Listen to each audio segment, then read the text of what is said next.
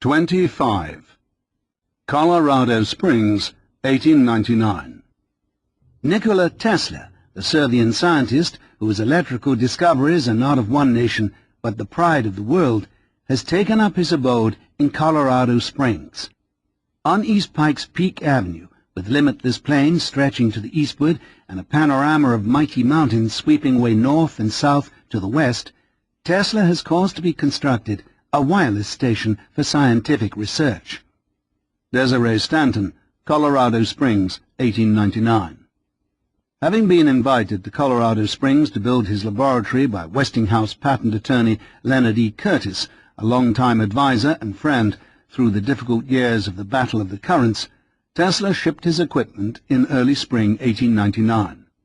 Before he left New York, and as the coup de grace to his relationship with T.C. Martin, Tesla met with competing editor Charles W. Price of Electrical Review and professional photographer Dickinson Alley to choreograph a spectacular piece on the wizard's laboratory. Complete with a rich description of his experiments and a sensational series of photographs, the article ran in the March 29, 1899 issue. Starting with a full-length portrait of the inventor grasping a basketball-sized wireless vacuum lamp glowing resplendently, the essay went on to describe the evolution of other inventions, such as his high-tension transformer, which resulted in Tesla's flat spiral transmitting coil. This 8-foot transmitter, easily recognizable by its spider-web appearance, was the first which efficiently enabled the inventor to generate two individualized vibrations, or tuned circuits, simultaneously, and also produce many millions of volts. Other prints depicted the flamboyant engineer transmitting high currents through his body to illuminate a variety of vacuum tubes, such as one which he whipped around his head in a multiple exposure. With one hand seeming to pluck a refulgent rod out of the midst of a spiral galaxy of blurred light, and the other grasping a sparkling circular high-tension coil, the operator's body was charged to a great potential. Tesla arrived in Colorado Springs on May the 18th, 1899, after stopping in Chicago to display his teleautomaton to the Commercial Club, a local electrical society. Situated at the very gateway to the Rocky Mountains, at the edge of a plain that stretched for hundreds of miles, the Colorado site would prove an excellent choice, not only for monitoring wireless energy generated from his transmitter, but also for studying a common phenomenon in the region, the electrical storms. Stepping from the station after his week-long journey, the inventor was met by Curtis and a few dignitaries. A horse and carriage took him to his hotel, the Alta Vista, where he stayed in room 207. Much like his childhood home in Smiljan, the town was situated at the foothills of a mighty chain of mountains. The Rockies arose so suddenly that they looked almost as if they were still being formed. A view on a clear day stretched virtually to Wyoming to the north and New Mexico to the south, and it was a common sight to witness lightning storms in the distance while standing in the sunshine. Hoping to be the little London of the West, the people of the Springs welcomed the great inventor by honoring him with a banquet, sponsored by Curtis at the El Paso Club.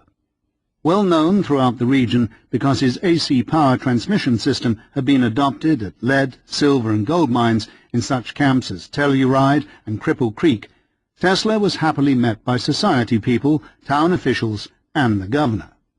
A few days later, another notable also came to town, Admiral Schley, recently back from his victory in Santiago Bay. The entire town celebrated the hero's visit. No doubt Tesla had easy access to the Admiral, and they probably discussed the potential use of his teleautomaton as a weapon to help abolish war. As part of Tesla's arrangement, with Curtis's guarantee, the El Paso Electric Company provided Tesla with free electrical power to support the great quest. Local contractor Joseph Dozier was introduced to discuss construction of the lab. Off they drove down Pikes Peak Avenue to what is now the corner of Coyote Street near Prospect Lake, to look the site over. Dozier, it appears, had a mystical bent, so discussions drifted to talk of life on other planets and unusual ways to search for gold in the nearby hills. The inventor had travelled west for a variety of reasons, particularly his wish to experimentally verify that he could transmit light, information and power to vast distances by means of wireless. I wanted to be free of the disturbing influences in the city which make it very difficult to tune circuits, the inventor added. Tesla had embarked on a massive plan that presupposed an understanding of a technology which even challenges today's comprehension of power distribution systems. Details of the work would remain secret, Tesla not even revealing his intent to erect the station until almost the day he departed. From the very first day of his arrival, he announced rather optimistic plans, telling town columnist Mrs. Gilbert McClurg, wife of the Secretary of the Chamber of Commerce, who wrote under the nom de plume Desiree Stanton, "With my wireless telegraph oscillator, I could talk to the inhabitants of the planet Mars, if they know enough to take a message, and will talk to the people of the Earth at any distance away without the assistance of wires." There was a popular notion, and even astronomical speculation, that other planets were inhabited, and that Mars could be contacted. Growing large fields with flora planted in different-coloured symbols, or creating giant reflecting surfaces to flicker signals, were two other proposals espoused by writers in the technical journals that received serious consideration. With Percival Lowell's magnificent telescope only a few hundred miles away in Flagstaff, Arizona, reports of Martian activities were a commonplace topic of conversation. With Tesla's arrival, in Desiree's words, "The day of real power is not far distant. I would light whole cities and give to mere machines all the motions of intelligence," said Tesla. "But my first plan is to simply collect experimental data, mount instruments, and record experiments at different atmospheric levels."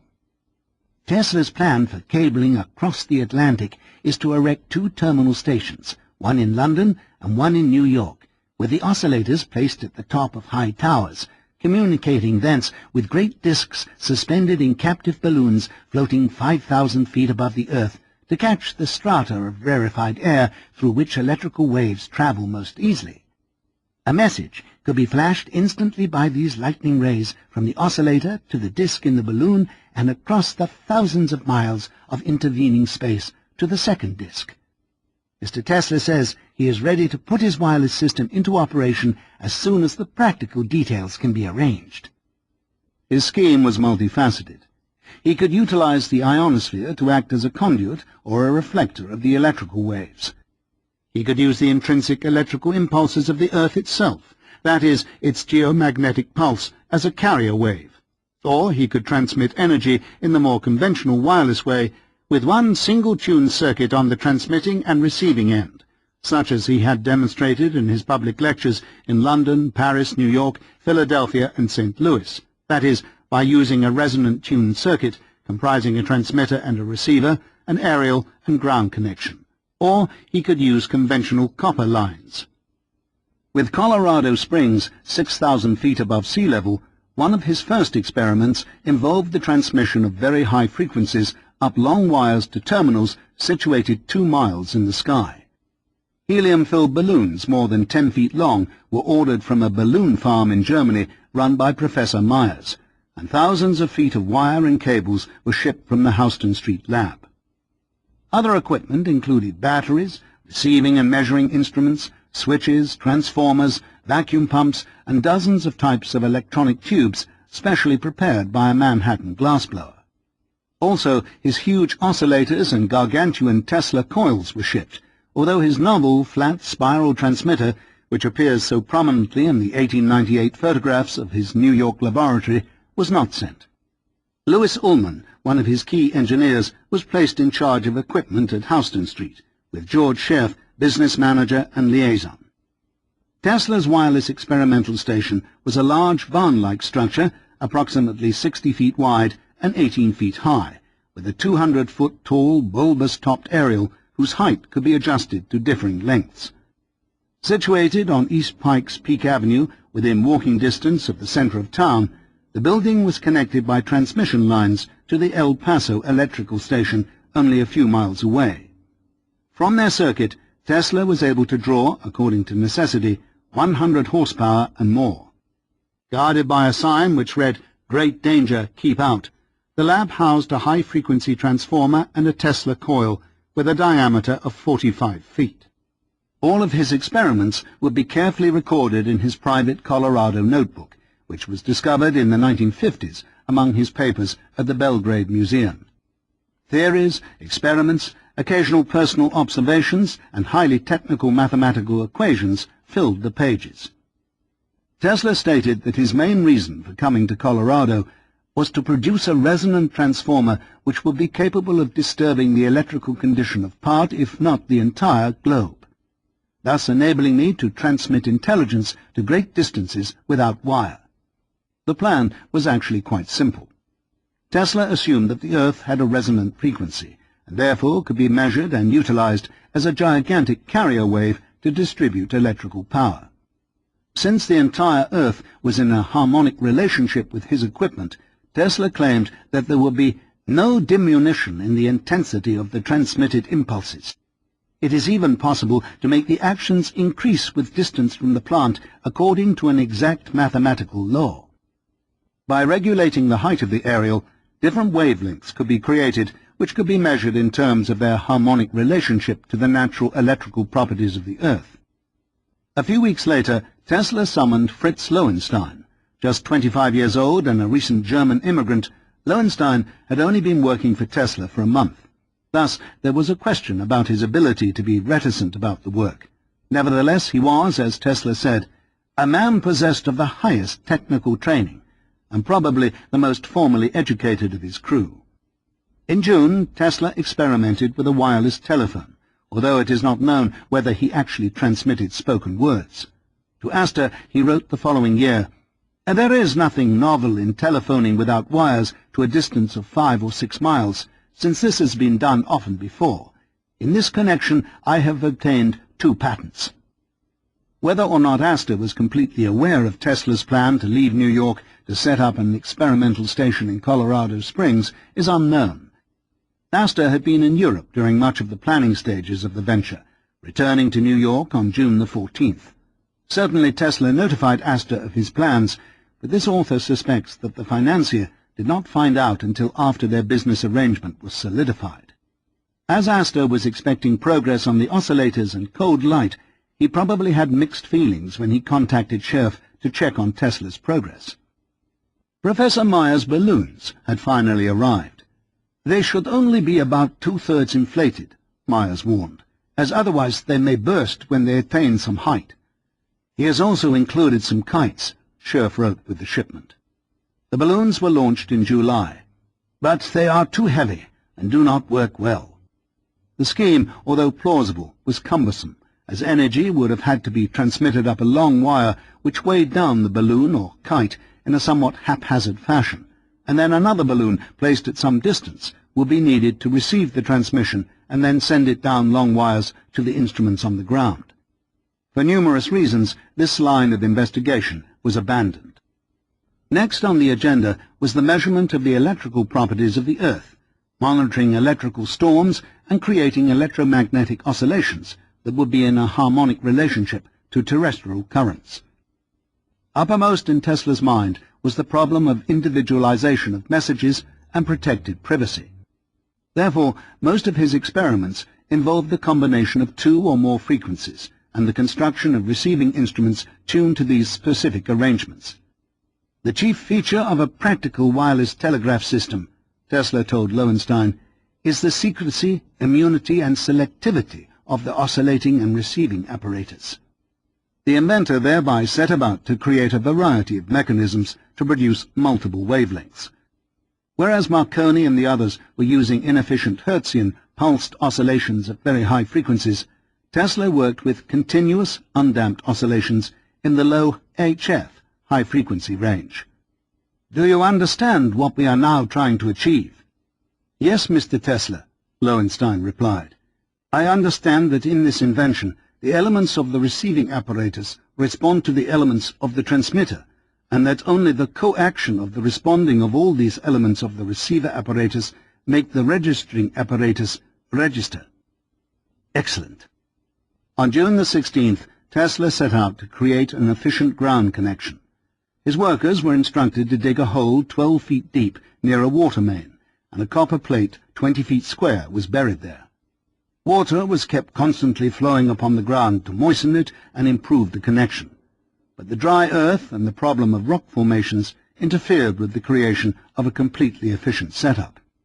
Nevertheless, purposely unsensitive receiving instruments placed 200 feet from the shop responded when connected to the ground. The action of the device was strong even though it was concluded that the earth resistance was still too great. For the next series of experiments, Lowenstein was in charge of the transmitter, and Tesla attended to his numerous receivers. Lowenstein recalled, "I handled myself the big transmitter, sending 2 vibrations through the ground by 2 separate secondary circuits. Mr. Tesla would then go outside of the building, leaving me instructions for continuously switching the oscillator on and off in certain intervals. I don't know how far he went, but by the time he came back again, in the afternoon, you may easily build an idea how far Mr. Tesla could have gone at the time I was standing at the switch." In 1916, Tesla stated that he occasionally conducted experiments as far as 10 miles from the station. On the eve of July the 4th, one of the most stupendous electrical storms ever recorded in the region rocked Pikes Peak. Observations made last night. They were not to be easily forgotten for more than one reason. First of all, a magnificent sight was afforded by the extraordinary display of lightning, no less than 10,000 to 12,000 discharges being witnessed inside of 2 hours. Some were of a wonderful brilliancy and showed often 10 or twice as many branches. While tracking the storm with his sensitive receiving apparatus, Tesla noticed that even though the storm had passed out of sight, the instruments began to play periodically. This was experimental verification of stationary waves, periodic electronic vibrations impressed upon the Earth itself. Also, troughs and nodal points were detected. "It is now certain that they can be produced with an oscillator," Tesla wrote in his notebook, and then added in brackets, "This is of immense importance." Tesla wrote to his secretary the same day, "Dear Mr. Scherf, I have received messages from the clouds 100 miles away." And 2 days later, "We have just about finished all the details. My work is really to begin in earnest right now." 26. Contact, 1899. My dear Luca, everybody is after me since I was favored by the Martians. My friend J. Collier has persuaded me to make a short statement regarding the subject of interplanetary communication. Yours sincerely, Nikola Tesla. The Colorado Notebook is virtually a daily record of Tesla's work at the time. Nowhere in the notes can there be found a distinct passage of the pivotal moment when he received unidentified impulses that he came to attribute to extraterrestrials. However, he does refer on December the 8th to this event, writing to friend and columnist Julian Hawthorne, "The art of transmitting electrical energy through the natural media will perhaps make it possible for man to produce wonderful changes and transformation on the surface of our globe, as are, to all evidence, now being wrought by intelligent beings on a neighboring planet." And just a few weeks later, during the holiday season, while still in Colorado, Tesla, in a Christmas message to the local Red Cross Society, when it asked me to indicate one of the greatest possible achievements of the next 100 years, wrote, "I have observed electrical actions which have appeared inexplicable. Faint and uncertain though they were, they have given me a deep conviction and foreknowledge that ere long all human beings on this globe as one will turn their eyes to the firmament above with the feelings of love and reverence thrilled by the glad news. Brethren, we have a message from another world, unknown and remote. It reads, 1, 2, 3. Throughout July, Tesla was carefully monitoring the electrical activity of the Earth, verifying that it had a specific geomagnetic pulse and harmonics off of that pulse. On the 28th, he worked on increasing the sensitivity of his receivers by magnifying the effects of feeble disturbances. The inventor had tuned his equipment so carefully that, in one instance, the devices recorded effects of lightning discharges fully 500 miles away, judging from the periodical action of the discharges as the storm moved away. Thus, he reasoned, he did not have to test transmitted oscillations by installing a receiver 50, 200, or 500 miles away, as he was already proving that this could be accomplished simply by monitoring these distant electric storms. This was one way Tesla rationalized his decision not to conduct long-distance experiments. He had verification that they would work. 3 days later, on August the 1st, the inventor departed from writing out his growing file of complex equations to compose a discourse of 4,000 words on the atmosphere and the climate. In these passages, he describes the baffling power of the moonlight for taking night photographs, the amazing brilliancy of the stars, magnificent sunsets and shooting stars, the peculiar ability of voices to travel several miles from the center of town to his laboratory, the curious phenomena of the rapid formation and disappearance of cloud formations, and the numerous unusual shapes that appeared therein. The days were clear, with just enough clouds in the sky to break the monotony of the blue, he wrote. No wonder people in feeble health are getting on here so well. I soon learned there were thousands of consumptives in the place, and concluded that while this climate is certainly in a wonderful degree healthful and invigorating, only two kinds of people should come here, those who have the consumption and those who want to get it. Placing himself back into the mood of scientific observations, he ended the essay with the following line: "But the most interesting of all are the electrical observations which will be described presently." It appears likely that this sudden burst of poetic reverie could be attributed to the mystical moment he had encountered 3 nights earlier while monitoring his equipment alone at the lab. This event, which was to alter his destiny in many ways, as we have seen, did not come out of the blue. Tesla had been planning for nearly a decade to make contact. Talking with the Planets.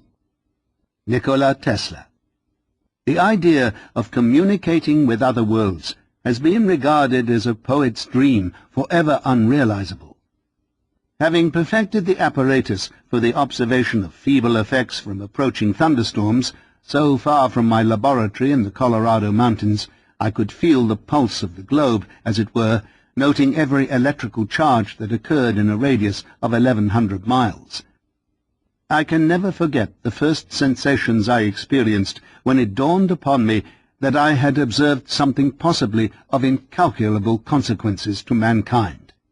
I felt as though I were present at the birth of a new knowledge or the revelation of a great truth.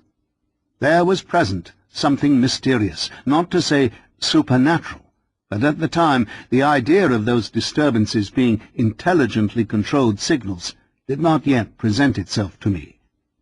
It was some time afterward when the thought clashed upon my mind that those disturbances might be due to intelligent control.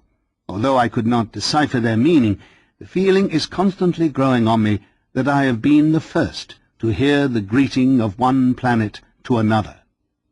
As the inventor admits, the night he received the signals, he did not attribute them to extraterrestrials. Most likely, he first thought they were periodic oscillations stemming from the thunderstorms that he was monitoring. A few days later, it began to dawn upon him that the metronome nature of the beats did not correlate with the supposition that they were linked to lightning discharges. The article also speculated that they may have stemmed from Venus or Mars. 2 decades later, in 1921, Tesla wrote, "Others may scoff at this suggestion of communicating with one of our heavenly neighbors as Mars, or treat it as a practical joke. But I have been in deep earnest about it ever since I made my first observations in Colorado Springs.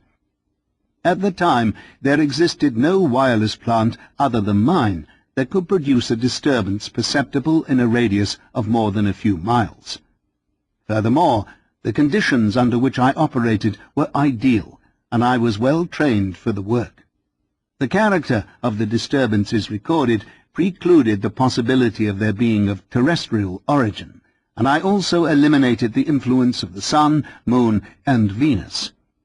As I then announced, the signals consisted in a regular repetition of numbers, and subsequent study convinced me that they must have emanated from Mars, the planet having just then been close to the Earth. Note slight alterations from the original article and letter to the Red Cross. In the 1901 article, Tesla does not single out Mars as the only possible source of the impulses. Venus or other planets are also mentioned. In the 1921 article, he says that Venus had been ruled out. Clearly, this had to occur over 2 years after the event, that is, sometime after the 1901 article, which still included Venus as a possibility. After mature thought and study, Tesla himself dates his positive conclusion that they must have emanated from Mars to the year 1907. In the Red Cross letter and the 1901 article, Tesla is very specific in mentioning 3 beats. In the 1921 article, the number of beats is obscured. Julian Hawthorne, who had written to Tesla while he was in Colorado Springs and who met with Tesla in New York upon his return, also refers to 3 fairy taps. Tesla also alters the facts with regard to competing wireless operators. While Tesla was in Colorado, he received a number of letters from George Cerf concerning competitors. For example, on August 1, 1899. Dear Mr. Tesla, Mr. Clark, the experimenter in wireless telegraphy, called this morning seeking a powerful oscillator or information on how to build one. In August and September 1899, Cerf continued to inform Tesla about Clark, who could send messages 3 miles, thereby obtaining employment by a New York newspaper to report yacht races. Other wireless operators at this time included Professor Desar in Rome, Professor Marble in Connecticut, and Dr. Riccia in France. And, of course, there was Guglielmo Marconi, who captured the imagination of the media during the America's Cup races that autumn. Although Cerf wrote, "The New York Times continues to boom Marconi," Tesla confidently replied on September the 22nd, 1899 to Cerf, "Do not worry about me. I am about a century ahead of the other fellows." Tesla, as one of numerous adherents to the group fantasy belief that Mars was inhabited, assumed that the impulses stemmed from there. In 1899, it was frankly inconceivable to him that he could have intercepted a competitor's message. However, the fact of the matter is that Marconi was transmitting messages hundreds of miles across Europe and the English Channel during the summer of 1899, and was using as a signal the Morse code letter S, ... which precisely corresponds to the 3 beats Tesla said he intercepted while he was in Colorado. On July the 28th, the very date it has been hypothesized that Tesla received the signals, Marconi was with the British Admiralty and the French Navy in the English Channel, demonstrating his wireless apparatus between ships in mock battle maneuvers over distances of 30 miles, 55 miles, and 86 miles. On the 28th of July, Marconi had inspected the ship Alexandra's equipment in preparation for hostilities. Most likely, he transmitted the letter S at that time to see if it was picked up by the other warcraft. If Tesla was monitoring his equipment at 12 midnight, it would have been about 8 a.m. in England, so the times correlate as well. At first, Tesla must have sincerely believed that the source of the impulses were extraterrestrial, for he boldly stated as much in a series of published articles. A few years later, the awful truth dawned upon him. Worse, Tesla may have intercepted Marconi's impulses and made a fool of himself by claiming they had derived from superior intelligences. Marconi, for Tesla, was anathema. In 1921, ironically,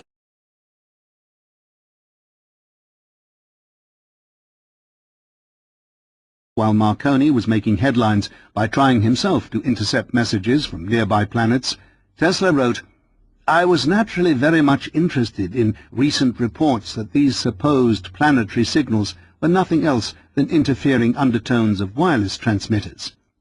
These disturbances I observed for the first time from 1906 to 1907 occurred rarely, but subsequently they increased in frequency. Every transmitter emits undertones, and these give by interference long beats, the wavelength being anything from 50 miles to 300 or 400 miles. This statement supports the hypothesis that the 1899 impulses also stemmed from some competitor. Furthermore, Tesla suggests the actual mechanism for his encounter, an undertone effect. And it appears that he unfortunately also provided, through Marconi's piracy, the very oscillators used to transmit the signals.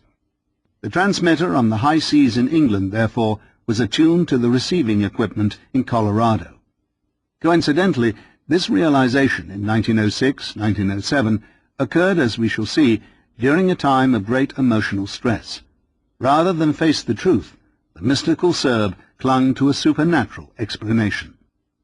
The most ardent proponent of the outer space scenario was undoubtedly the journalist Julian Hawthorne. The son of Nathaniel Hawthorne, Julian authored a series of elaborate treatises on Tesla's philosophy, laboratory work, experiments in interplanetary communication, and place in history.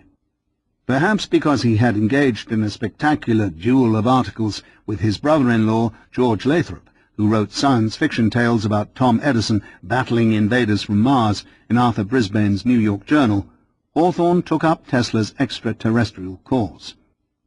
The competition between Edison and Tesla would never abate, and it continued even into the realm of science fiction. Like many creative individuals, Edison had an interest in the occult. With Charles Batchelor, he had studied telepathy, and he had worked with spiritualists on a telephone to communicate with departed souls. Edison was interested in space travel and interplanetary communication. Lathrop, who had married Julian's sister, had worked with Edison since the mid-1890s in co-writing a number of articles that became the precursors to latter-day fantastic tales. In Lathrop's story, Edison's Conquest of Mars, when the Red Planet warriors invaded the Earth, the Wizard of Menlo Park invented a disintegrating ray, and it was Edison to the rescue of the universe. The son of Nathaniel Hawthorne would not be outdone. And how will Tesla reply to those signals from Mars? Julian Hawthorne. The other day there happened to Mr. Tesla the most momentous experience that has ever visited a human being of this earth. 3 fairy taps, one after the other, at a fixed interval, traveling with the speed of light, were received by Tesla in Colorado from some Tesla on the planet Mars.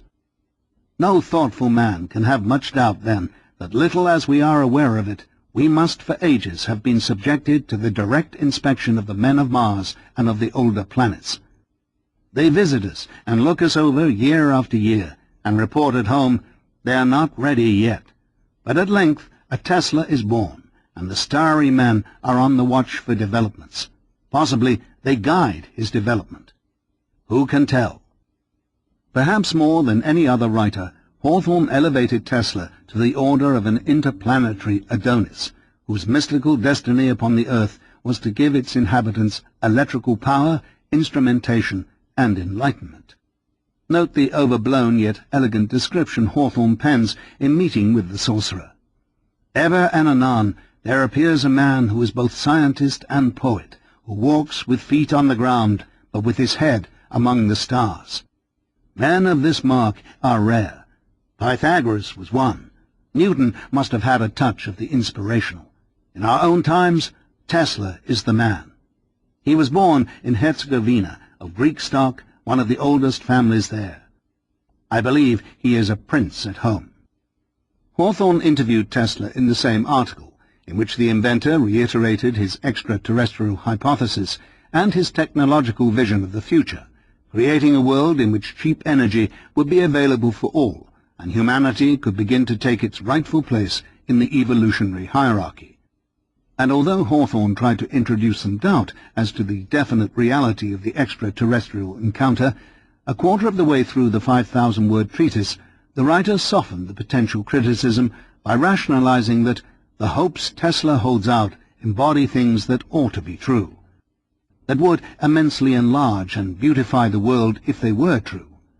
Concluding with a rhetorical question, Hawthorne wrote, "And what about conversing with Mars? Tesla will do what he was sent here to do." Backed by the opposition, factions of the press also lashed out vigorously. One severe critic, under the byline of a mysterious Mr. X, cautioned intelligent readers, "Mr. Tesla obviously wants to figure in the newspapers." Everyone will be greatly interested if it were true that signals are being sent from Mars. Unfortunately, he has not adduced a scrap of evidence to prove it. His speculations on science are so reckless as to lose an interest. His philosophizing is so ignorant as to be worthless. While in Colorado, Tesla negotiated with officials of the U.S. Navy and Lighthouse Board, with 9 letters passing between them from the spring of 1899, and upon his return to New York through the autumn of 1900. On May the 11th, Rear Admiral Francis J. Higginson of the U.S. Navy wrote Tesla a letter which was forwarded to Colorado. Dear Sir, I would like to ask you if you cannot arrange to establish a system of wireless telegraphy upon the light vessel number 66, Nantucket Shoals, Massachusetts, which lies off about 60 miles south of Nantucket Island. Higginson stated explicitly, the Lighthouse Board has no money, so funding will have to be paid from some outside source. Tesla sent his humble apologies for a tardy reply because of a severe cold, and then ended the note with this seemingly innocuous line. It is also my sincere hope that I am not standing in the way of some other expert more deserving and better able to fulfill the task than myself. The statement strikes this investigator as odd. Why would Tesla write that he was potentially standing in the way of some other expert more deserving, when he knew that this was a completely false statement? No other expert was more deserving or more knowledgeable than he. Moreover, he knew that it was very likely that other experts were pirating his work, so why would he encourage more of that activity? This was clearly a self-deprecating and self-destructive element. Be that as it may, the response from Commander Perry, Higginson's associate, was just as peculiar. Office of the Lighthouse Board, Washington, D.C., 16th of August, 99. Mr. N. Tesla, Experimental Station, Colorado Springs, Colorado. Sir, in acknowledging the receipt of your letter of the 11th of August, 99, from certain expressions used in it, the Board fears there may be some misunderstanding, so in order to prevent you from going to any trouble of expense, the Board desires to say that it has taken no action as yet towards providing any apparatus for using wireless telegraphy, as no appreciation is available for the purpose.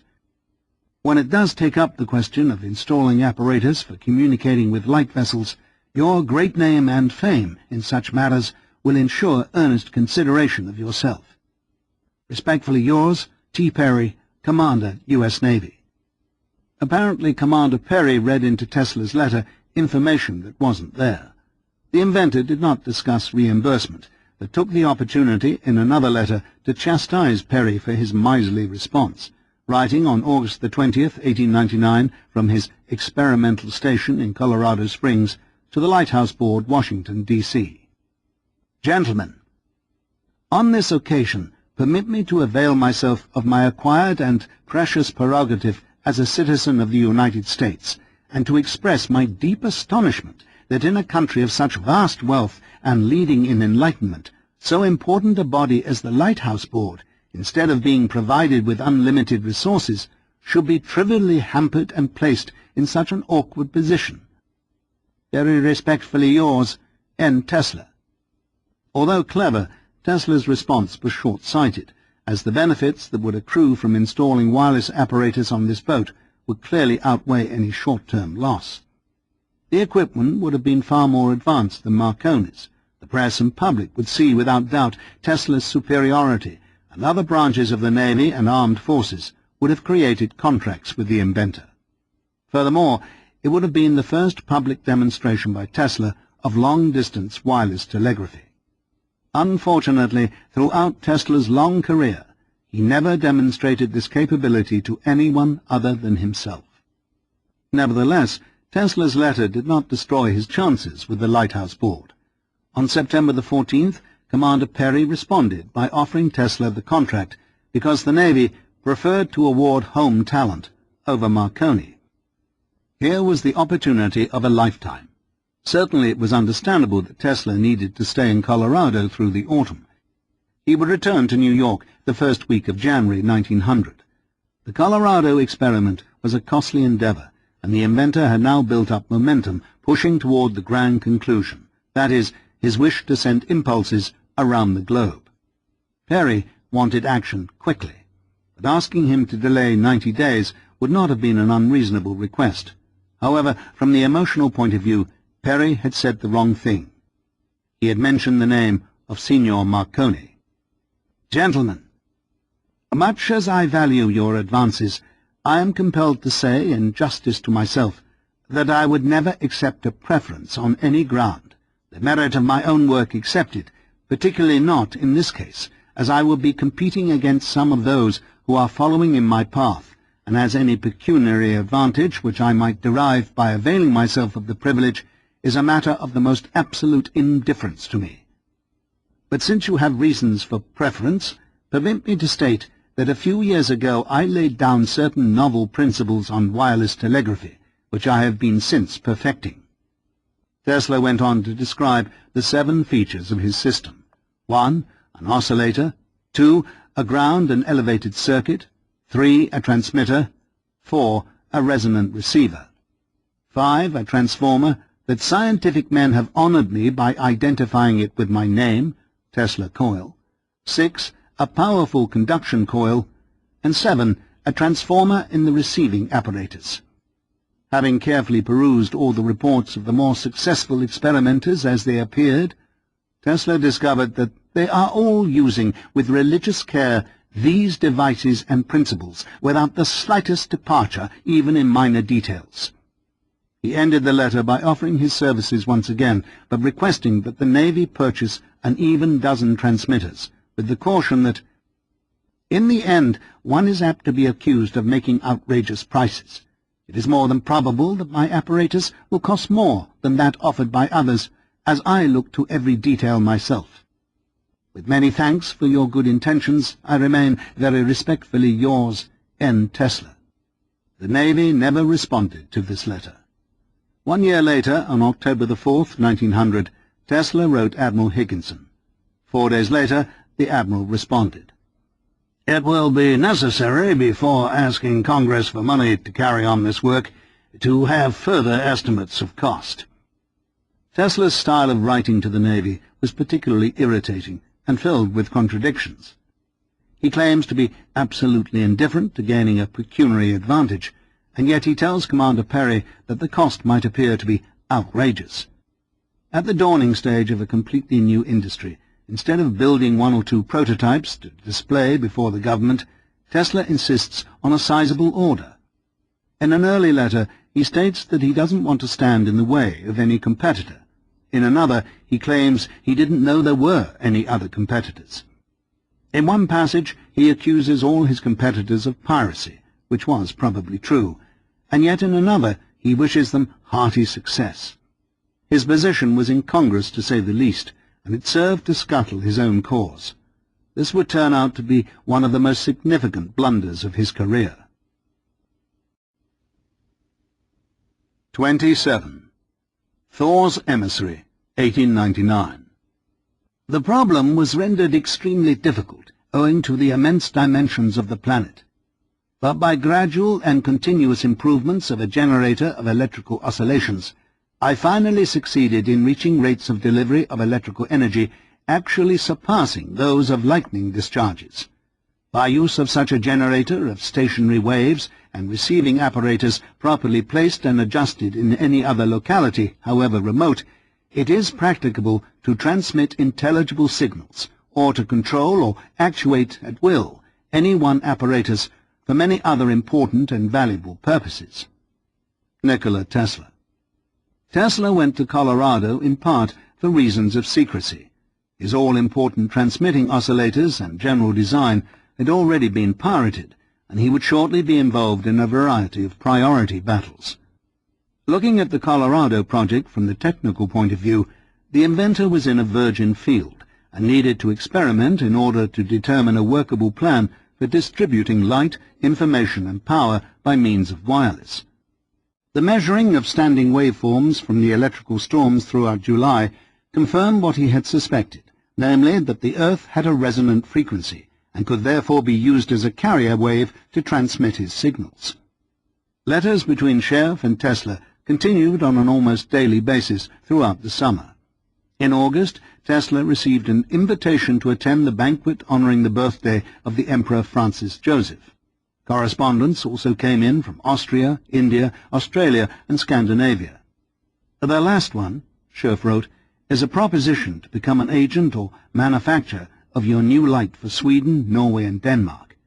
To the numerous business inquiries, Tesla wrote, "Tell them that I am on a scientific expedition and will return in a few weeks." There was also correspondence with William Rankin, E.D. Adams, Mr. Coney, a stockholder, and Alfred Brown. Bills were forwarded, and the inventor in turn would periodically mail off funds to cover these expenses. Wages for the crew ran about $90 a pay period. The New York laboratory in turn prepared new equipment to be shipped west, as Scherf continued to send details about their construction. September the 6th, 1899. Dear Mr. Scherf, can you write about something more interesting than the pump? There are many things happening in a great city. Try and make your correspondence more interesting, such as in sending press clippings. Sincerely, N. Tesla. As was his custom, the inventor lived in the future, writing to Scherf in late August that he expected to return to New York in a few weeks. It would be more like 4 months. At the same time, Lowenstein requested permission to take leave, as he wanted to return to Germany for some family matter. Tesla feared that he might be an industrial spy, but he was only going home to get married. Coleman Cheeto was called on to replace him. "Cheeto has just arrived," Tesla wrote, "and I am glad to see a familiar face again. He looks a little too fat for the work I expect of him. He would come just in time to take part in some of the most spectacular electrical experiments ever performed. A hearty and trustworthy companion, Cheeto would stay at Tesla's call until he was an old man. By that time, he had trained his son Julius to take over. Julius would eventually come to aid Tesla in some of his more clandestine Earth-lunar experiments, as well as in day-to-day responsibilities. Throughout September, Tesla designed a large number of electronic tubes for his glassblower in New York to fashion and for Scherf to ship, as he continued to document his work with a local photographer. Electrical energy generated exceeded 3 million volts. Tesla reported, "I drew 1-inch sparks between my body and an iron pipe buried in the ground about 100 feet from the laboratory." On the 29th, time-lapse pictures were mailed to John Jacob Astor, Sugar Refinery King H.D. Havemeyer, his wife and their daughter, Mrs. E.F. Winslow, Stanford White, socialite Mary Mapes Dodge, and the Johnsons. He also shipped copies to Lord Kelvin, Sir William Crookes, Sir James Dewar, William Röntgen, Philip Leonard, and Adolf Schlaby. "Look them over carefully before delivery," the inventor instructed his liaison, "and do not allow the workers other than yourself and Mr. Ullman to see them." Throughout the autumn, the inventor continued to change the height of the ball at the top of the antenna to measure the changing capacity and relationship to generated wavelengths, in order to tune the equipment to the Earth's frequency and bring the oscillator into resonance with the circuit. Made out of wood, the ball was coated with metal. He also studied the strange phenomena of fireballs, which, when created by natural means, can appear like tumbleweeds of lightning that can roll down a street and smash into a tree or house. They are rarely seen, though they are documented sightings. Although Tesla himself had not witnessed any natural fireballs, he was able to create smaller ones in his lab. Sometimes it appeared as if a ball would form above the coil, but this may have been only an optical effect caused by many streamers passing from various points in different directions. At other times, a big cluster of them would form and spatter irregularly in all directions. He produced them quite by accident, and saw them more than once explode and shatter his tall mast, and also destroy apparatus within his laboratory. The destructive action accompanying the disintegration of a fireball, he declared, takes place with inconceivable violence. In one instance, he pushed the experiments too far, and a fire started. Trapped by streamers that could maim or kill, the inventor had to roll to safety to save his life. To Johnson he wrote, "I have had wonderful experiences here. Among other things, tamed a wildcat, and am nothing but a mass of bleeding scratches. But in the scratches, Luca, there lies a mind. Mind. A few weeks later, while a photographer was present, Tesla set the roof in flames, but was able to extinguish it before much damage was done. The display was wonderful in spite of this, he wrote in his diary. Having studied the phenomena, Tesla attributed the generation of fireballs to the interaction of two frequencies, a stray higher frequency wave imposed on the lower frequency-free oscillation of the main circuit. They could also be produced when stray high-frequency charges from random earth currents interacted with charges from his oscillator. The following week, he extended the ball to a height of 142 feet and began propagating waves through the ground. Referring to electrical or radio wave action at a distance, I know from experience that if proper precautions are not taken, fires of all kinds and explosions can be produced by wireless transmitters. In my experiments in Colorado, when the plant was powerfully excited, the lightning arresters for 12 miles around were bridged with continuous arcs, much stronger and more persistent than those which ordinarily took place during an electric storm. I have excited loops, coil aerials, and lighted incandescent lamps at a considerable distance from the laboratory without even using more than 5 or 10% of the capacity of the transmitter. When the oscillator was excited to about 4 million volts and an incandescent lamp was held in the hand about 50 or 60 feet from the laboratory, emphasis added, the filament was often broken by the vibration set up, giving some idea of the magnitude of the electromotive forces generated in the space. Tesla had calculated that the Earth pulsated at varying frequencies, especially 12 cycles per second. With his coils wound with lengths of wire in harmonic relationships to the required wavelengths needed to girdle the globe, he wrote in his diary, the length of the coil was calculated based on the equation wavelength divided by 4 equals harmonic of total wavelength or required length of coil. Taking into account the speed of light, 186,000 miles per second, and the circumference of the Earth, it was determined that coils would have to be roughly a mile in length, or some harmonic of this figure, to be in a resonant terrestrial frequency. Other components included the thickness of the wire itself and horsepower generated. By increasing the frequency between pulsations, the inventor claimed to be able to boost horsepower to a few 100,000, although this amount of produced energy would last only a fraction of a second. Cheeto arrived for work one day in mid-autumn to find the inventor vigorously watering the ground around the metal plate which he had buried near the lab. If I could only insulate these wires with liquid oxygen, I could reduce losses another magnitude, the inventor said. Here, put these on. He gave Cheeto a pair of rubber-soled shoes as he laced up a pair for himself. All the way today, sir? Cheeto inquired. To the limit, my friend. Now remember, the inventor cautioned, keep one hand behind your back at all times. Cheeto responded with a nod of his head. He had no plans to risk electrocution by creating a circuit through his heart. Throw the switch when you see my signal. We had better use these, sir. Cheeto handed his boss 2 cotton balls and took 2 for himself, and they plugged them into their ears. The lanky Serb lumbered from his lab in his high shoes, past the mud, to place testing equipment and cold lamps at various locations in the earth, and positioned himself on a knoll about a mile away near Prospect Lake. Even though insulated, sparks jumped from the ground to his feet as he crunched along the path. The sun was low on the horizon as Colorado Springs began to turn on street lamps and electric lamps in preparation for the night. Now, Tesla waved as Cheeto fired up the equipment. The sound began as a low rumble and built to a roar that was so strong that it could be plainly heard 10 miles away. The ground trembled with the noise as the inventor gazed over to a nearby corral to watch a half-dozen horses rear on their hind legs and gallop frantically away.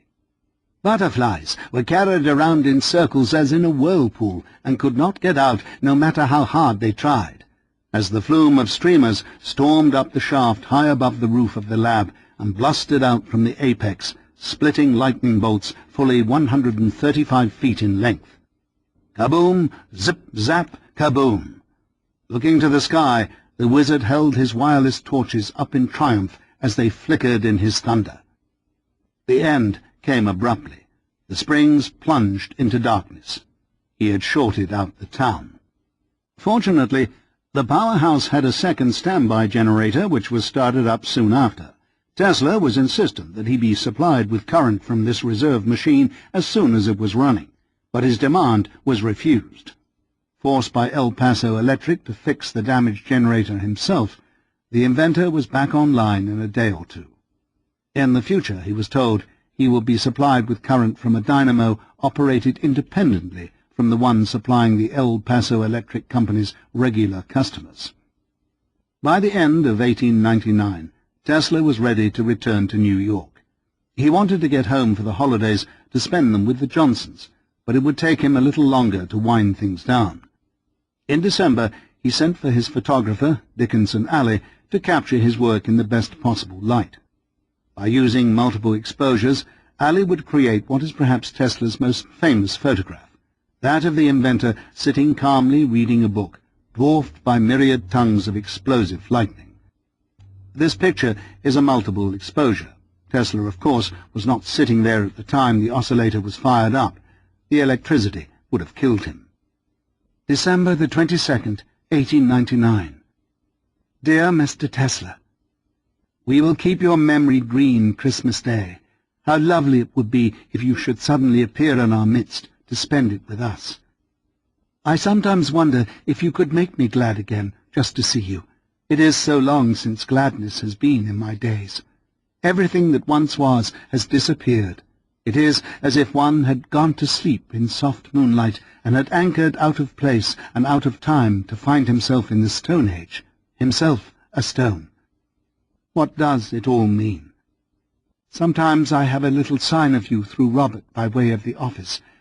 I am hoping the new year may bring you what you most desire, and that it may bring to us, my dear friend. Faithfully yours, Katherine Johnson. 28. The Hero's Return, 1900. Common people must have rest like machinery, but the great old Nick, the busy one, see him go 150 hours without food or drink. Why, he can invent with his hands tied behind his back. He can do anything. In short, he is superior to all laws of hygiene and human energy. He is a vegetarian that doesn't know how to vegetate. Robert Underwood Johnson. On January the 7th, 1900, Tesla left Colorado Springs with every intention of returning. Engaging C.J. Duffner and another watchman to look after the laboratory, the inventor departed with inexplicit promises for future payment. His funds exhausted, he also left without covering outstanding bills he had incurred with the local power company. The Johnsons were thrilled with the wizard's return, and they celebrated in grand style by dining out. With Gilda's approval, Robert suggested that Tesla compose a discourse on his recent endeavors. Coincidentally, Marconi was in Manhattan seeking investors and planning on lecturing on his progress in wireless.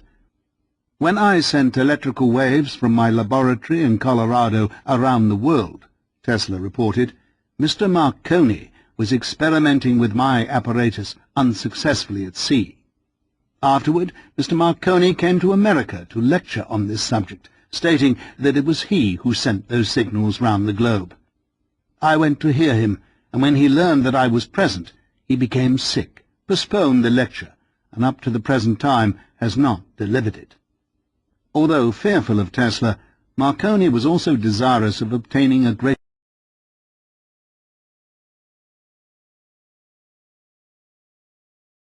understanding of the master's equipment. With Mikhail Pupin as intermediary, Marconi was introduced to Tesla at the New York Science Club. Pupin was in exceptionally high spirits, as John S. Seymour, Commissioner of Patents, had finally retired. After 6 years of submissions in his attempts to try and prove that his understanding of resonance and harmonics in the field of AC transmission superseded Tesla's, he had finally won. In December 1899, he applied once again for his patent, the art of reducing attenuation of electrical waves, and the new commissioner, Walter Johnson, sanctioned it. Apparently, just 1 month later, the trio left after dinner to visit Tesla's lab. George Scherf was working late and greeted them at the door. I remember Marconi when he was coming to me asking me to explain the function of my transformer for transmission of power to great distances, Tesla recalled. Although the inventor obviously had mixed feelings about the meeting, he nevertheless obliged with a discourse on the difference between Hertzian radiations and Tesla currents. Mr. Marconi said, after all my explanations of the application of my principle, that it is impossible. Time will tell, Mr. Marconi, Tesla shot back. Pupin was able to usher Marconi to the door before discussions became more heated. I understand completely what you are doing, Mr. Marconi, Pupin began as he walked the young Italian back to his hotel. I would like very much to act as a consultant in your operation. That would be an honor, Marconi said, as he discussed with Pupin a way to persuade Signor Edison to come aboard.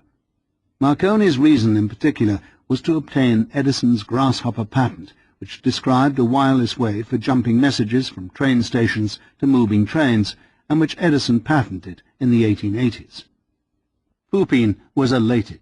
Not only was he becoming professionally involved in an exciting international wireless enterprise, he had also begun to cash in on his new AC patent. In June, Pupin received a $3,000 advance for selling the rights to John E. Hudson, president of AT&T, and a few months later he negotiated for yearly payments of $15,000 per year for an amount totaling $200,000 for the invention Commissioner Seymour called tautological and no more than a multiplication of Tesla's circuit that utilized principles well understood in the art. In either case, the patent enabled AT&T to perfect long-distance telephone transmissions and provided Pupin with a handsome income for many years to come. It also vindicated his position that he had understood Tesla's invention better than Tesla did.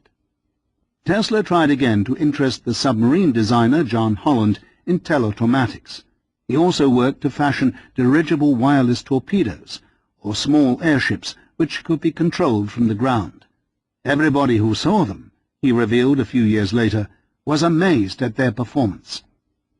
After putting together a prospectus and conferring with his lawyers, the inventor packed his bags for Washington to speak in person with Admiral Higginson of the Lighthouse Board and Secretary John D. Long of the Navy.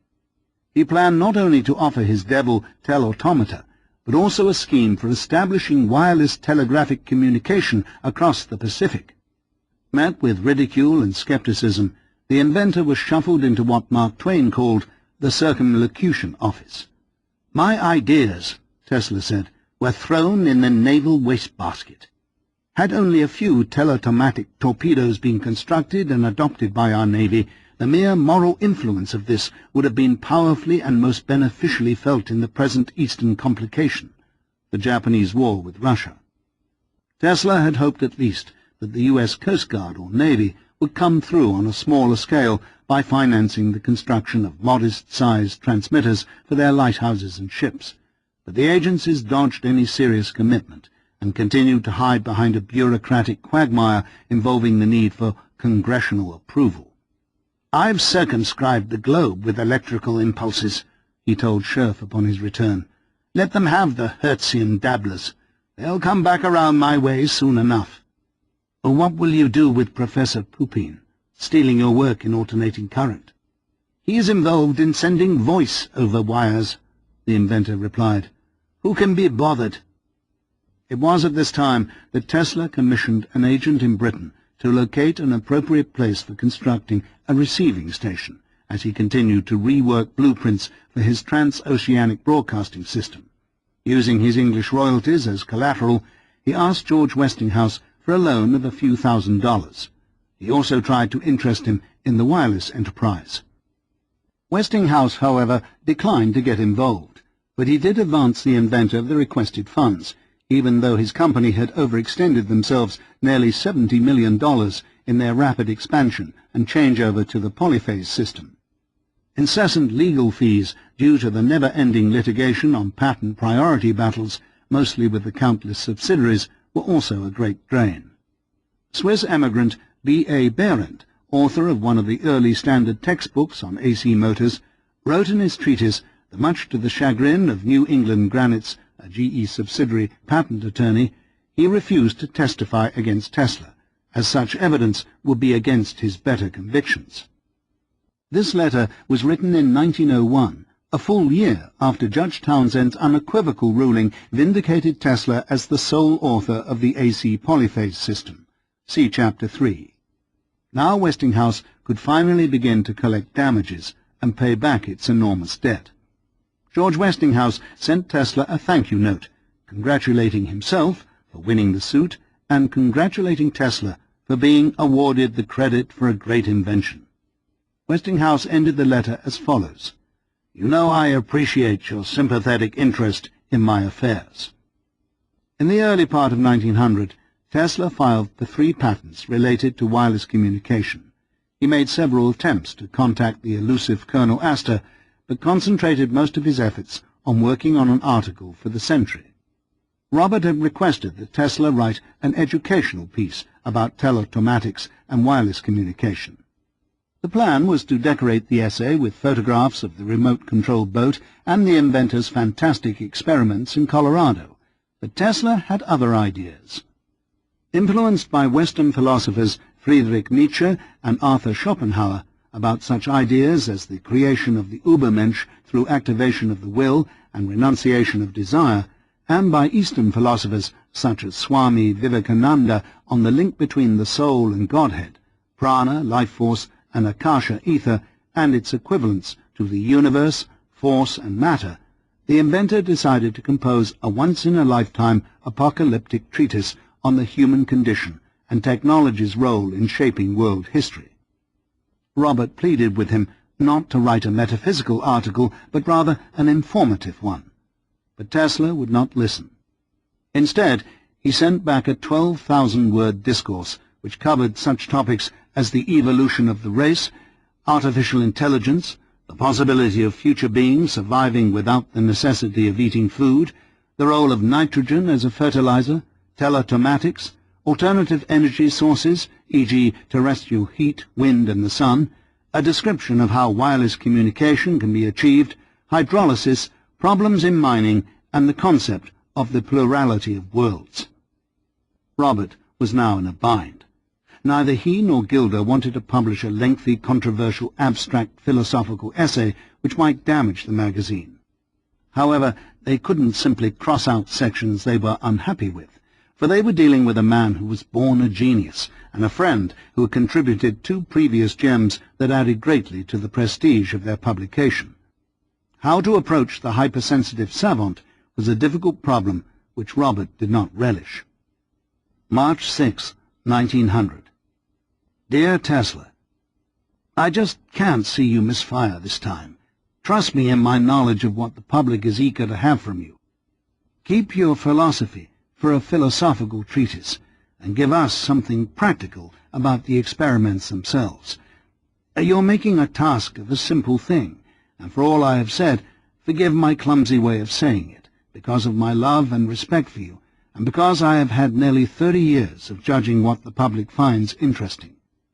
Faithfully yours, believe me, never more faithfully, R.U.J. March 6, 1900. My dear Robert, I heard you are not feeling well, and hope that it is not my article that makes you sick. Yours sincerely, N. Tesla. Tesla knew what he was doing. He had decided once and for all to put down a significant percentage of the knowledge he had amassed into one treatise, and there was no way he was going to change it. Most likely Robert conferred with Gilder. Clearly the essay was brilliant and original, and the more they read it, the more they realized its many layers of wisdom. The best tack to take at this point, they reasoned, was to work to clarify the piece by using subheadings, by including all of the startling electrical photos from Colorado and the teleautomaton, and by having Tesla more carefully explain the details of his inventions, and then hope for the best. The published essay began as follows. The onward movement of man. Of all the endless variety of phenomena which nature presents to our senses, there is none that fills our minds with greater wonder than that inconceivably complex movement which, in its entirety, we designate as human life. Its mysterious origin is veiled in the forever impenetrable mist of the past. Its character is rendered incomprehensible by its infinite intricacy, and its destination is hidden in the unfathomable depths of the future. Inherent in the structure matter, as seen in the growth of crystals, is a life-forming principle. This organized matrix of energy, as Tesla comprehended it, when it reaches a certain stage of complexity, becomes biological life. Now the next step in the evolution of the planet was to construct machines so that they could think for themselves, and so Tesla created the first prototype, his tele-automaton. Life forms need not be made out of flesh and blood. As an environmentalist, Tesla was concerned about personal hygiene, air and water pollution, and the needless waste of natural resources. Through concentration on energy problems, solutions could be achieved. Thus, many of Tesla's inventions were created specifically to maximize efficient use of energy and prove out the principle that a self-directed thinking machine could alter the course of civilization by gaining greater control over the evolution of the planet. In the middle of the treatise, the inventor explained in vivid detail the mechanism behind his wireless transmitter. Numerous photographs of his experiments at Colorado Springs also enhanced the impact of the message. 35 pages later, he ended the treatise with a discussion of the cognitive hierarchy and the speculation that intelligent beings on Mars, if there are any, most likely utilize a wireless energy distribution system that interconnects all corners of their planet. Tesla concluded, "The scientific man does not aim at an immediate result. He does not expect that his advanced ideas will be readily taken up. His work is like that of the planter, for the future. His duty is to lay the foundation for those who are to come, and point the way." When the article appeared in the June issue of the Century, it created a sensation. Tesla circulated advance copies to friends, such as Mrs. Douglas Robinson, one of the founders of the Metropolitan Museum of Art, Julian Hawthorne, Stanford White, and John Jacob Astor. In Astor's case, Tesla included his wireless patent applications, forwarding this matter to your home instead of your office for secrecy reasons. "The patents give me an absolute monopoly in the United States, not only for power purposes," the inventor continued in another letter to the Colonel, "but also for establishing telegraphic communication, no matter how great the distance." Those who were Tesla supporters rallied around him. Nature gave it a favorable response, and the French quickly translated it for their readers. But those who were against him now had a new supply of ammunition for a frontal assault. The stage was set in March 1900, when Carl Herring was elected president of the AIEE. Professor Pupin was a close second. Herring, who would also become editor-in-chief of Electrical World and Engineer, set a new tone for the electrical community. Just as he had called into question Tesla's priority work on AC a decade before, when he had backed Dobrovolsky, he also challenged Tesla's credibility in the field of wireless.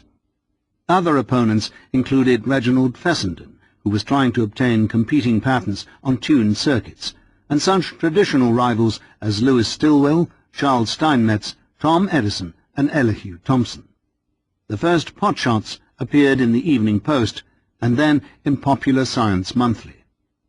Tesla had suggested that the sum total of human energy on the planet, which he called M, could be multiplied by its velocity, v, which was measured by technological and social progress. Just as in physics, the total human force could be calculated as mv squared. If humans go against the laws of religion and hygiene, the total human energy would diminish. In a primitive or agrarian-based society, the energy would progress arithmetically. However, if the new generation had a higher degree of enlightenment, then the sum total of human energy would increase geometrically. Tesla was suggesting that with his inventions of the induction motor, AC power transmission, and his remote-controlled robots, human progress would evolve at ever-increasing rates. In a highly visible discourse under the banner title Science and Fiction, an anonymous writer with the nom de plume physicist vehemently attacked this premise. Unhappily, this critic wrote, Mr. Tesla, in his enthusiasm to progress, neglects to state which direction is the proper one for the human mass to follow, north, south, east, west, toward the moon or Sirius, or to Dante's Satan in the center of the earth. Of course, the whole notion is absurd. The editorial, which continued for 6 columns, called into question Tesla's invention of the teleautomaton, his belief that fighting machines would replace soldiers on the field, international bullfights or potato races might do just as well, his work in wireless, and his support for the plurality of worlds hypothesis. The author suggested that the Century, in future issues, should subject these types of articles to a scientific board for criticism and revision, if only for the protection against bogus inventions and nonsensical enterprises. Hurling epithets as if in combat with a mortal enemy, physicist concluded, the editors of the Century apparently impute to their readers a desire to be entertained at all costs.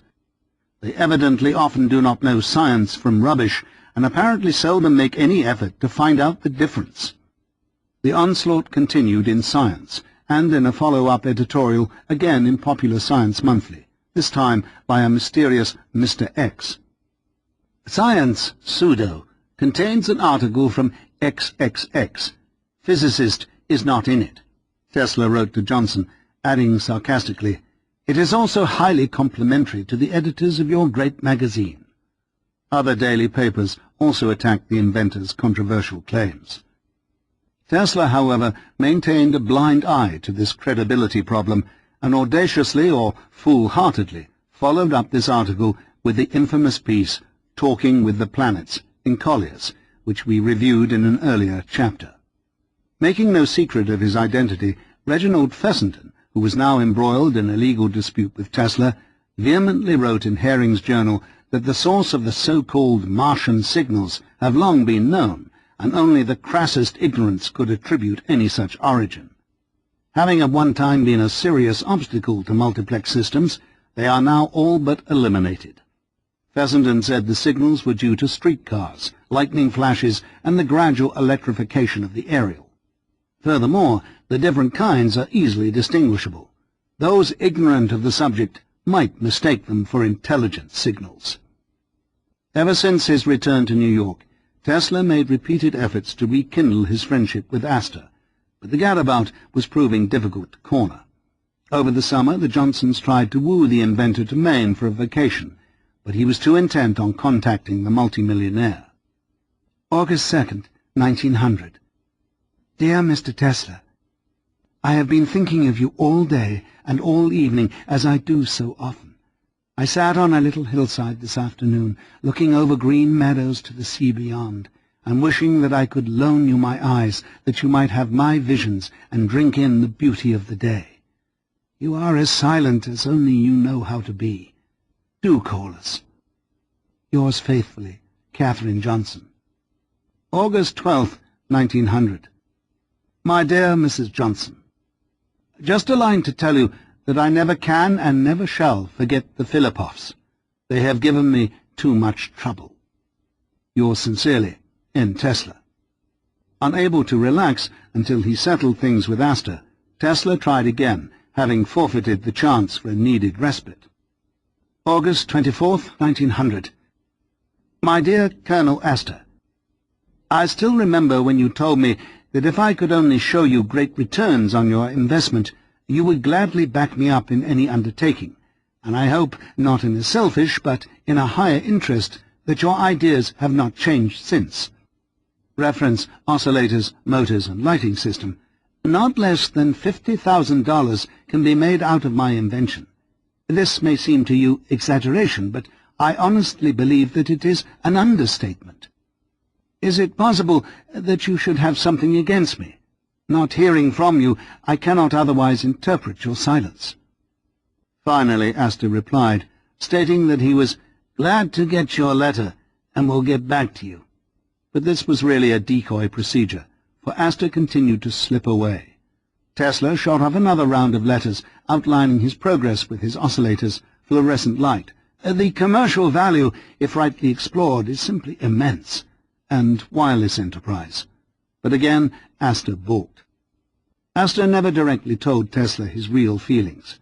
His reluctance in advancing the partnership suggests that he was angry with Tesla for not exploiting the oscillators and fluorescent lights in 1899 as he had promised, but had instead run off to Colorado Springs to conduct his wireless folly. Certainly the onslaught in the papers injured Tesla's reputation, but it is this author's belief that the attack by the press had little, if anything, to do with Astor's turnabout. Tesla had deceived him. As wealthy as he was, Astor wanted to invest in a sure thing. The oscillators and the fluorescent lights seemed practically ready for market, but rather than perfect these inventions, Tesla took the capital to go off on another venture and returned without a dime. Astor was enraged, but too much of a gentleman to even let Tesla know. With Stanford White and Mrs. Douglas Robinson behind him, Tesla explored a fresh lead. 29. The House of Morgan, 1901. J.P. Morgan towered above all the Wall Street people like Samson over the Philistines. Nikola Tesla. In May 1900, Gentleman Jim Corbett was KO'd by James Jeffries in a championship bout held in Coney Island. Tesla, an avid boxing fan, probably attended. Back at the hotel, a Serbian youth with a familiar name had left a message. It was Anna's son, the one and only girl Tesla had ever fallen in love with. Through the years they had maintained contact, so Tesla had been notified of the boy's arrival. However, he was not prepared for the career that the lad had chosen. "I want to be a boxer," the boy proclaimed. Unnerved by this announcement, Tesla conferred with Stanford, who helped set up the youth at a boxing school near the garden. Every so often, Tesla would go down to the gym to follow the boy's progress. Finally, it was decided he was ready to enter the ring. Stanford had done his best to set up a reasonable match, but the youth persisted in seeking out a tougher opponent. One blow knocked the boy unconscious, and he died shortly thereafter in the hospital. Tesla grieved for him as though he was his own son. In the fall of 1900, J. Pierpont Morgan announced the wedding of his daughter Louisa to Herbert Satterley, Morgan's latter-day biographer. It was a magnificent event, with a guest list numbering 2,400. The Serbian wunderkind felt quite at home at the gala occasion, for many of his friends were there, including John Jacob and Lady Astor, Mrs. Douglas Robinson and her brother Teddy Roosevelt, whom Tesla had met at Mrs. Robinson's Madison Avenue home in March of 1899, William Rankin, Edward Dean Adams, Darius Ogden Mills, Chauncey Depew, and Stanford White.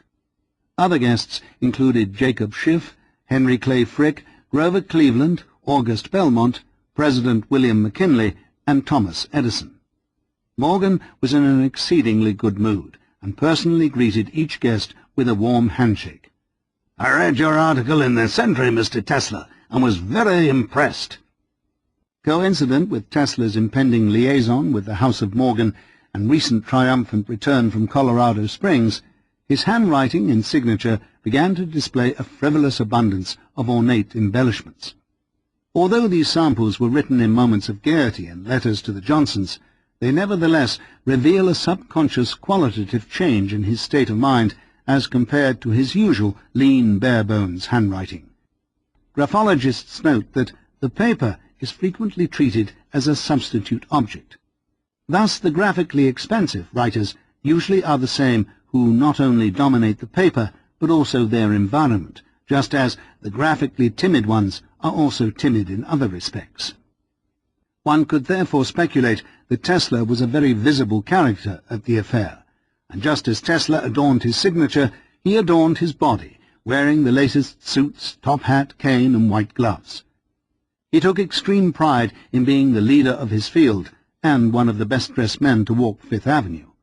Now tending toward flamboyance, the inventor began to identify more heartily with the opulence and power that surrounded him. 28-year-old Anne Tracy Morgan, Louisa's younger sister, was particularly taken with the dashing inventor, and they began a friendship. The Thanksgiving dinner at Morgan's home that year was an unusually large and gay affair, with its traditional 4 varieties of pies, and Tesla was invited to the day-after event held Friday evening. Anne may have seen this as an opportunity to extend their friendship. They would come to exchange letters for the duration of their lives, but Tesla saw it as a business opportunity. The wizard brought along fascinating multicolored electric bulbs that emanated dancing spiderwebs of lightning, static electricity devices that made a person's hair stand on end, and other wireless paraphernalia. The inventor exchanged hellos with J.P. Morgan, Jr., now in his early 30s, and gave photographs of his work at Colorado Springs to Anne. After dinner, Morgan met Tesla privately in order to discuss a possible partnership. The tenor of the Times is discussed by Herbert Satterley, a man who knew Tesla personally. Having written a virtual daily log of Morgan's life, Satterley deliberately deleted any reference to the Morgan-Tesla liaison.